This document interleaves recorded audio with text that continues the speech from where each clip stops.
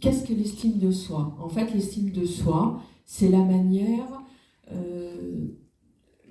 de s'évaluer, la manière que l'on se perçoit, comment on se perçoit.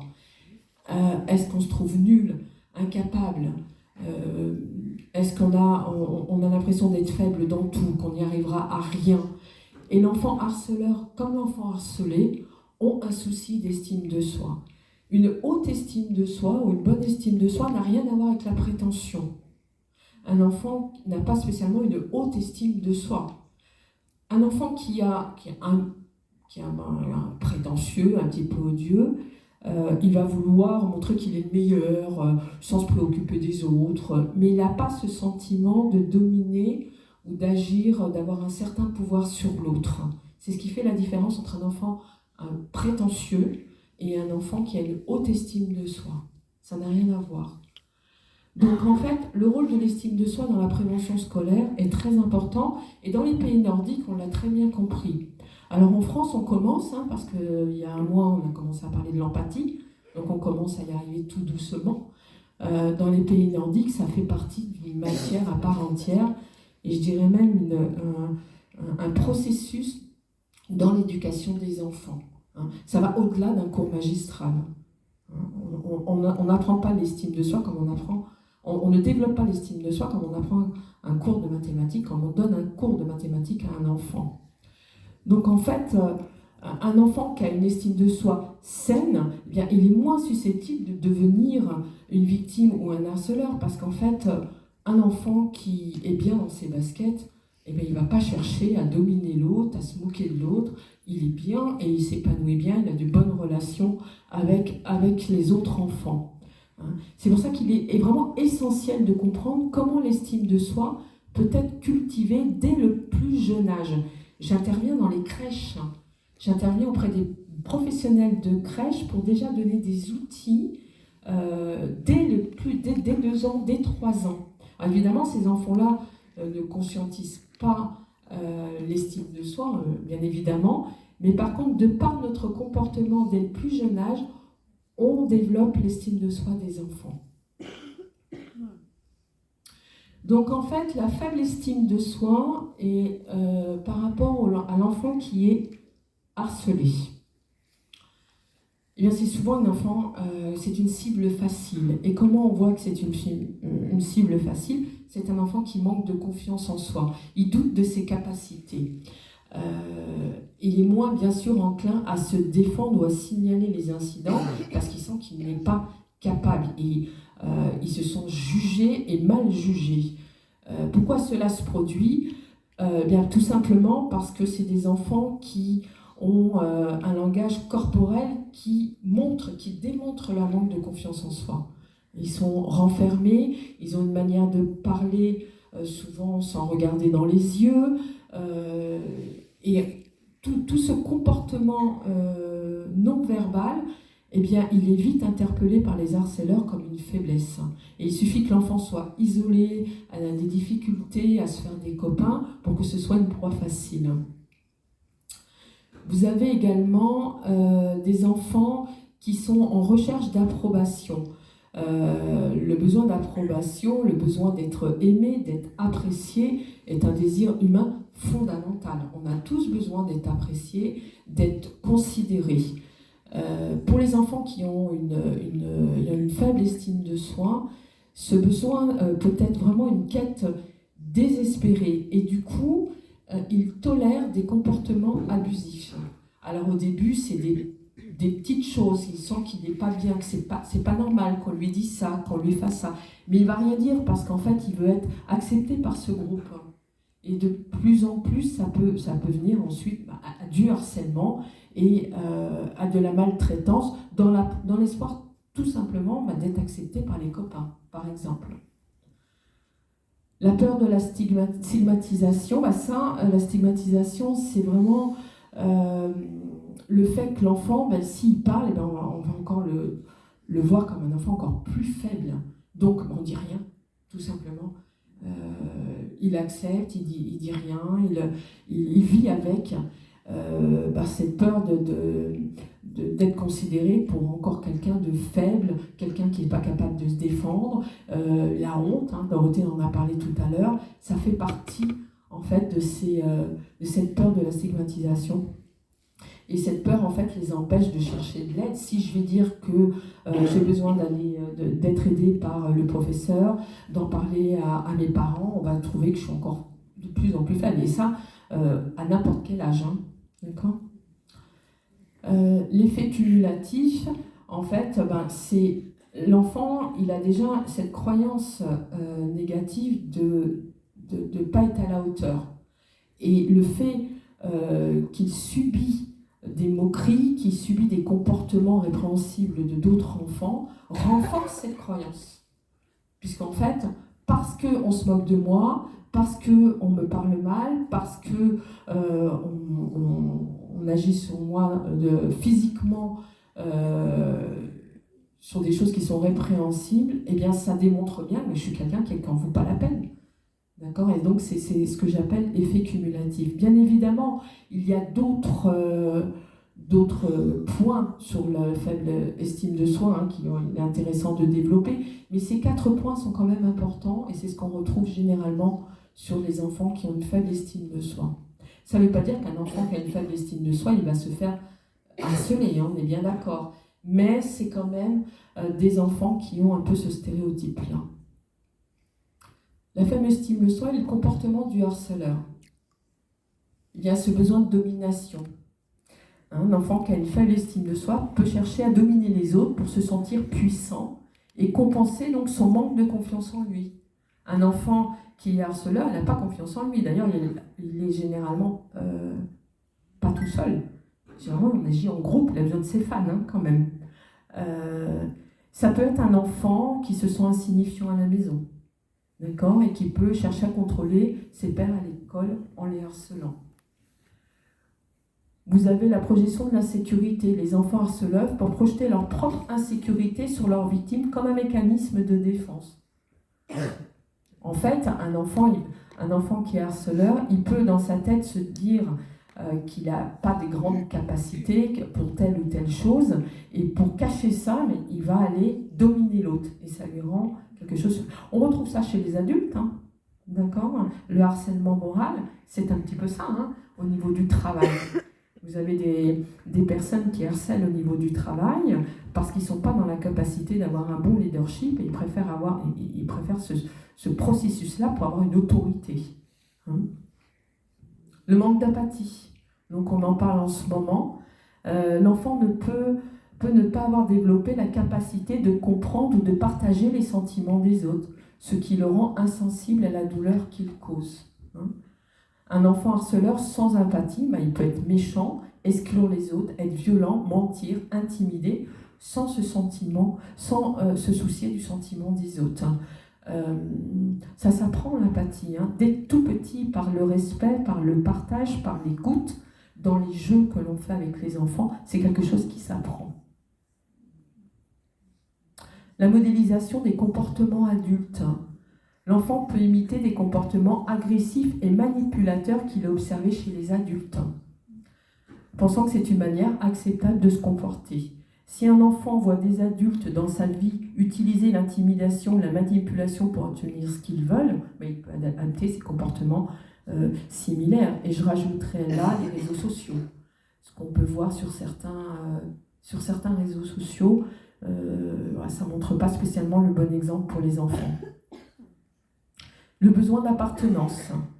C'est un moyen de se faire des copains, de se faire sa bande, et ça je parlerai surtout pour les enfants témoins de harcèlement. Pourquoi un enfant ne dit rien alors qu'il sait au plus profond de lui-même que ce qu'il voit ou ce qu'il entend c'est pas bien? Oui, mais s'il le dit, il ne va plus être le copain, quoi. Il ne va plus faire partie de la bande et il ne veut surtout pas devenir l'enfant harcelé. Donc il ne dit rien. Alors, les composantes de l'estime de soi.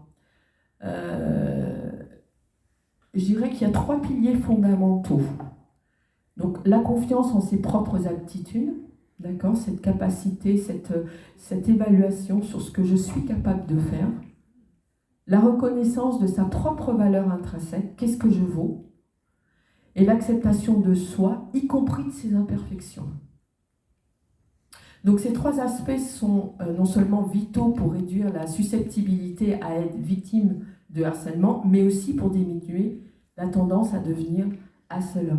Un enfant qui a une pleine confiance en lui, un enfant qui sait ce qu'il vaut, d'accord, il connaît ses faiblesses, il connaît donc ses difficultés, et un enfant qui accepte sa façon d'être, son physique notamment, parce qu'au niveau des enfants, notamment préadolescents, on parle beaucoup du physique.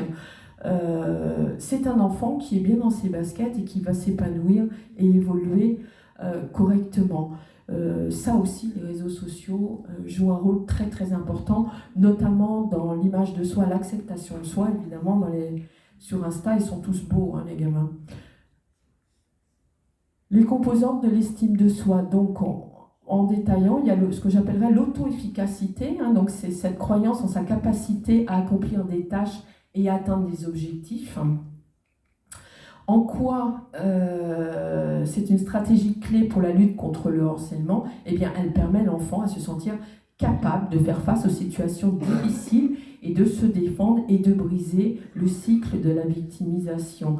C'est-à-dire qu'un enfant qui a confiance en lui va plus facilement comprendre assez vite que quelque chose ne va pas et avoir suffisamment confiance en lui pour le dire. Ça, c'est important. L'auto-respect, se respecter soi-même, apprendre aux enfants à se respecter. Qu'est-ce qu'un enfant peut accepter et peut ne pas accepter? Commencer à parler du consentement avec l'enfant. Renforcer cet auto-respect, donc c'est la stratégie clé pour la lutte contre le harcèlement également. Elle permet à l'enfant de fixer des limites appropriées et d'insister pour être traité avec respect. C'est pas inné, ça s'apprend, hein. Il y a des outils pour apprendre aux enfants à dire stop. Comment dire stop? Quand dire stop? À apprendre l'enfant à ressentir les émotions quand il sent que quelque chose ne va pas. Mettre ses limites, c'est très individuel. Vous avez, pour certaines personnes, mettre ses limites, ça va être dans certains domaines cette chose-là, et pour d'autres, cette chose-là. Un exemple, vous avez, donc je vais vous parler adulte pour que ce soit mieux compris. Vous avez des enfants, des personnes qui n'aiment pas le tactile. Ces limites, c'est vous ne me touchez pas quand vous me parlez, par exemple. D'accord? Donc les limites, c'est très très individuel. Et les enfants, il est important de leur apprendre qu'est-ce qui est approprié et qu'est-ce qui n'est pas approprié. En tant que professeur de sport, on entend beaucoup le harcèlement sexuel dans le domaine sportif. C'est quelque chose qui me tient également à cœur, c'est-à-dire apprendre à prendre des limites au niveau corporel, au niveau langage, au niveau émotionnel, au niveau psychologique. Ça aussi, c'est quelque chose qui s'apprend avec les enfants. Et l'auto-acceptation, c'est la capacité à s'aimer et à s'apprécier tel qu'on en est, avec ses forces et ses faiblesses. Un enfant qui s'accepte, un enfant qui se connaît, donc ça aussi la connaissance de soi, c'est très, très important. Où est-ce qu'on l'apprend? On ne l'apprend pas. Où est-ce que l'enfant il se connaît véritablement? Il connaît ses émotions, il connaît sa façon d'agir, sa façon d'être. C'est quelque chose qu'on n'apprend pas aux enfants. Mais un enfant qui accepte en fait, qui s'accepte, qui a une image de soi positive, mais qui reconnaît aussi ses difficultés, et un enfant qui sait qu'il ne sera jamais grand, un enfant qui ne sera jamais, je ne sais pas, des choses au niveau physique, que les enfants, jamais forts en course, jamais des choses comme ça, eh bien il est moins vulnérable au harcèlement parce que le jugement des autres le touche beaucoup moins, et il peut plus réagir par l'humour ou avoir du répondant, si ce n'est verbal. Ça aussi, ça s'apprend. Donc en fait, en mettant l'accent sur le développement de l'estime de soi, on aborde une approche globale et préventive. D'accord? Donc on attaque la racine du problème. C'est une prévention plutôt qu'une guérison. Ça, c'est important aussi. Bien que l'estime de soi se travaille à tout âge, n'importe quand. Il n'y a pas de temps. Il n'est jamais trop tard pour développer son estime de soi. J'ai l'occasion d'accompagner des adultes, 40 ans, 50 ans, 60 ans, qui veulent développer leur estime de soi parce que c'est un moyen pour eux de s'épanouir. Donc si on peut le faire à cet âge, on peut le faire avec les enfants. Autonomisation des enfants, rendre les enfants autonomes, c'est très important. Amélioration des relations sociales et résilience émotionnelle. De là, pour travailler ceci, pour les parents et pour les professionnels, il y a différents outils. Pour l'auto-efficacité, vous avez le renforcement positif. Vous avez l'éducation aux valeurs. Expliquer ce qu'est des limites saines. Valoriser l'effort. L'autorespect. Modélisation du comportement. Encourager l'autonomie. Validation émotionnelle. C'est très important. Si un garçon, il pleure, et c'est pas un signe de faiblesse. Une petite fille qui est en colère, c'est pas qu'elle est excitée, c'est qu'elle est en colère. Enseigner le consentement, auto-acceptation, écoute active, valoriser l'unicité, apprendre de l'échec, il n'y a pas d'échec, il n'y a que des expériences. Alors c'est vrai qu'on a un système scolaire qui est un peu compliqué pour valoriser ce point-là, mais un enfant qui a des difficultés scolaires vis-à-vis des autres, c'est compliqué quand il a une mauvaise note.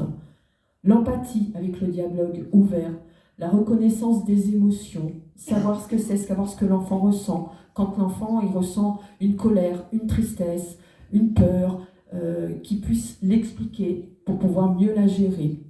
Et puis pour les professionnels, eh bien, il existe des ateliers qui sont axés donc, sur l'efficacité. Dans ces ateliers, il y a différents exercices à faire. Donc des ateliers de résolution de problèmes, des compétences sociales, des ateliers je suis capable, des ateliers tâches de réussite, des ateliers axés sur l'autorespect. On va parler des ateliers sur les qualités, la gratitude, comment dire non. Et puis des ateliers axés sur l'auto-acceptation, les ateliers moi en couleur, les ateliers je suis unique, les ateliers sur la médiation et la pleine conscience, les ateliers sur marcher dans les chaussures de l'autre. Ça aussi, c'est un atelier qui est très intéressant pour les enfants. Et les ateliers, certes, le cercle de la compassion, qui est aussi intéressant pour l'empathie. Pour finir, je citerai 2 citations que j'aime beaucoup. C'est des citations pour les enfants. Les enfants n'ont jamais été doués pour écouter leur aîné, mais ils ne manquent jamais de les imiter. Vous êtes leur premier modèle, de James Baldwin, qui est un activiste américain. Et les parents, vous êtes les héros de vos enfants, même si avec l'âge, des fois, on doute un peu. Citation pour les professionnels de l'enfance. Toute personne qui a fait quoi que ce soit pour aider un enfant dans sa vie est un héros à mes yeux. Et Fred Rogers était en fait un animateur dans les années 50, très connu, un animateur pour les enfants à la télé. Donc voilà un petit peu ce que je voulais vous dire sur l'estime de soi. C'est très très concentré bien évidemment parce qu'on n'a pas trop de temps. Donc je répondrai à vos questions avec plaisir. Merci pour votre écoute.